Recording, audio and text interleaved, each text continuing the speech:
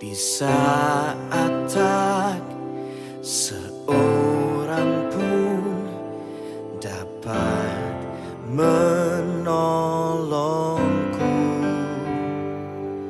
dunia berkata habislah sudah masa depanku.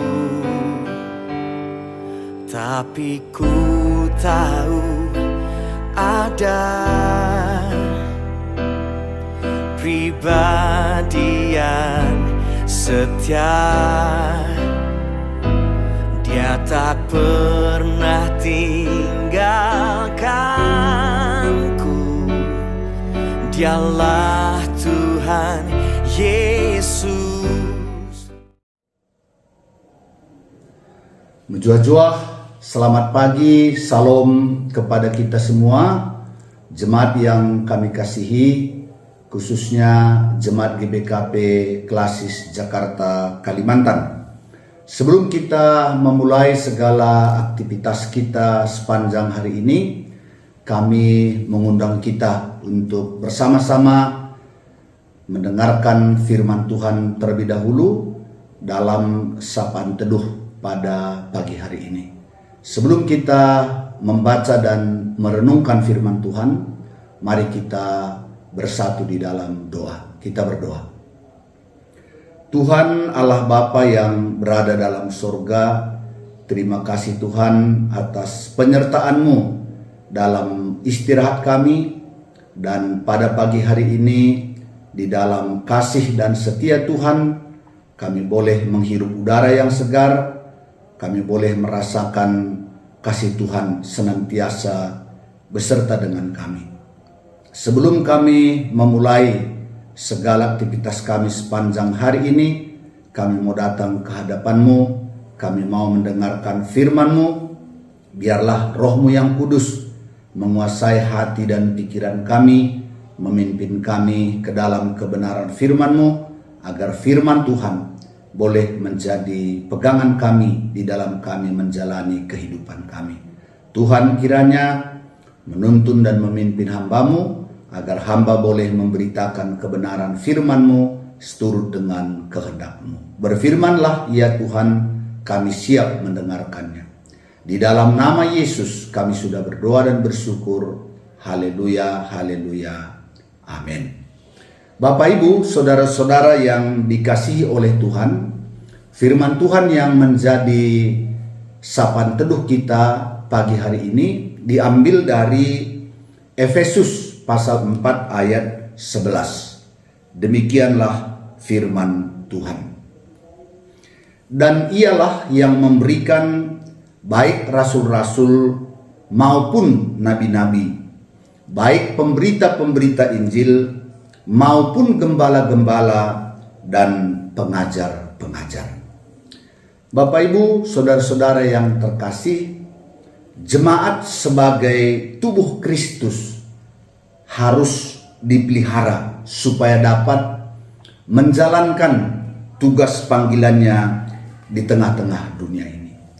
Bahkan kepada setiap anggota dari tubuh Kristus itu, Allah mengaruniakan pemberian-pemberian khusus supaya antara satu anggota dan anggota yang lain boleh saling melengkapi, boleh saling meneguhkan, supaya semua boleh mengambil bagian dalam berbagai-bagai tugas pelayanan.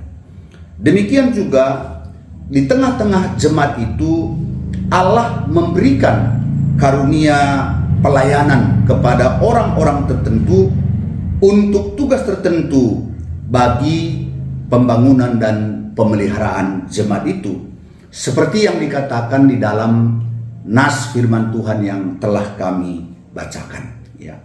Dan ialah yang memberikan baik rasul-rasul maupun nabi-nabi, baik pemberita-pemberita Injil maupun gembala-gembala dan pengajar-pengajar. Jadi Tuhan memberikan di tengah-tengah jemaat itu karunia pelayanan sebagai rasul, sebagai nabi, sebagai pemberita Injil, sebagai gembala dan pengajar, ya. Dan setiap pemberian karunia pelayanan itu mempunyai tugas khusus bagi kehidupan jemaat. Ya. Dan pada zaman itu, rasul itu ialah sebagai pendiri umat. Oleh karena pemberitaan orang itulah, maka terbentuk jemaat, terbentuk persekutuan orang-orang percaya. Kemudian Nabi adalah orang yang dikaruniai Roh Kudus, Roh Allah menggerakkan dia untuk memberitakan maksud-maksud Allah kepada jemaat pada waktu itu. Demikian juga pemberita-pemberita Injil adalah orang-orang yang pergi ke tempat-tempat tertentu dan di sana mereka dipanggil oleh Allah untuk memberitakan kabar baik. Kemudian ada lagi gembala. Gembala adalah orang-orang yang dipilih oleh Allah untuk memelihara kehidupan jemaat yang sudah terbentuk.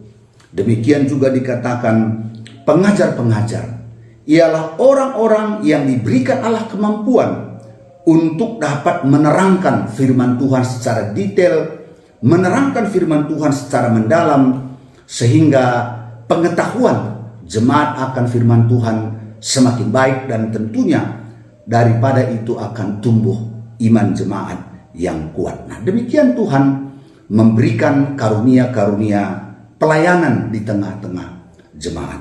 Untuk apa Tuhan memberikan karunia-karunia pelayanan itu kepada orang-orang tertentu di tengah-tengah jemaat?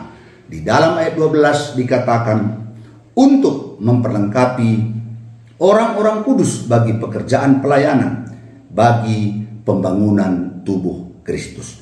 Jadi jelas bahwa Allah mengaruniakan karunia pelayanan kepada orang-orang tertentu di tengah-tengah jemaat itu supaya mereka memperlengkapi jemaat, orang-orang kudus, supaya jemaat dapat melakukan pekerjaan pelayanan di tengah-tengah kehidupannya.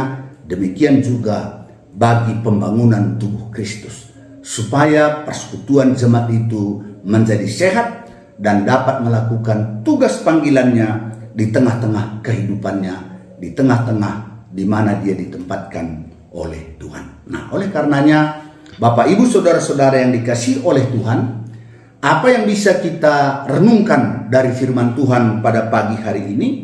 Yang pertama, bahwa mengingatkan kita karunia pelayanan di tengah-tengah gereja kita yang sekarang dikenal dengan pelayan khusus, ya, bisa sebagai pendeta, bisa pertua, bisa diakan, atau juga mungkin pengurus-pengurus yang telah dipilih ditetapkan untuk mengurus dan melayani di tengah-tengah jemaat.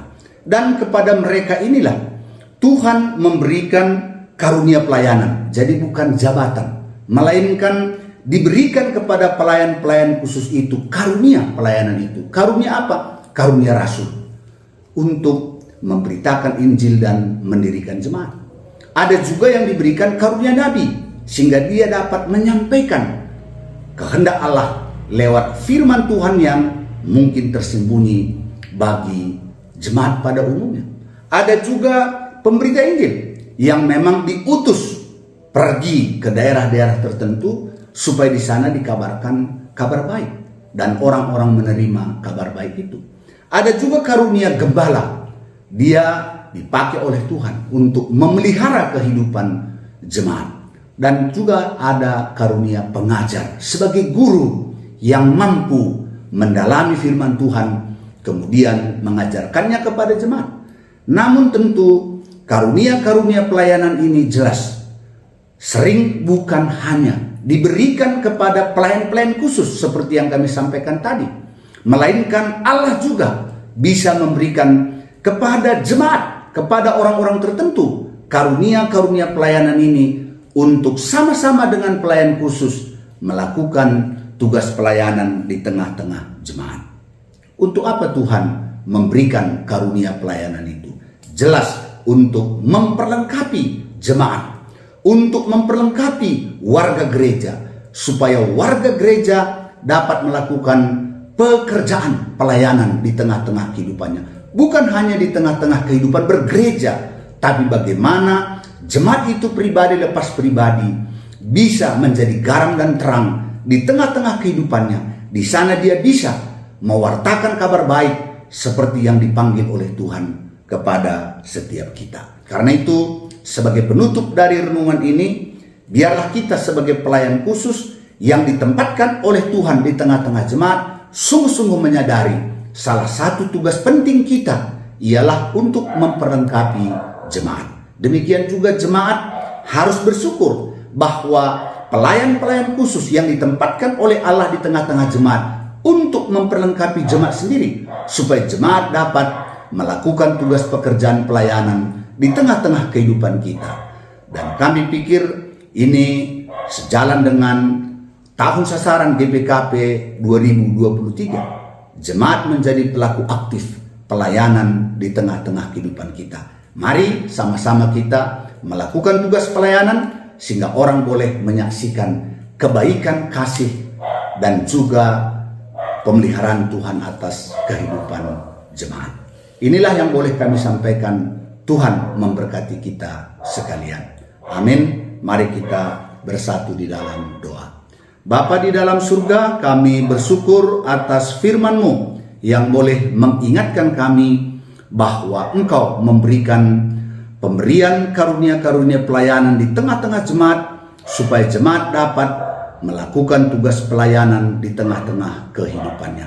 Bapa, biarlah setiap kami boleh menyadari panggilan Allah atas hidup kami, supaya sungguh-sungguh kami boleh menyatakan rahmat Tuhan di tengah-tengah kehidupan kami. Secara khusus kami berdoa buat jemaat yang ada di GPKP Runggun Jampin. Berkati pendeta, berkati pertua diaken, pengurus, bahkan seluruh warga jemaat GPKP Runggun Jampin. Sekiranya sepanjang hari ini boleh melakukan segala aktivitas pekerjaan usaha mereka dalam pimpinan, penyertaan, dan berkat daripada Tuhan. Demikian juga seluruh hamba-hamba Tuhan yang ada di wilayah Klasik Jakarta, Kalimantan, dan juga seluruh jemaat-Mu, kiranya kasih karunia, rahmat, dan anugerah-Mu menyertai kami sepanjang hari ini. Inilah doa kami dalam nama Yesus Kristus yang sudah mengajar kita berdoa.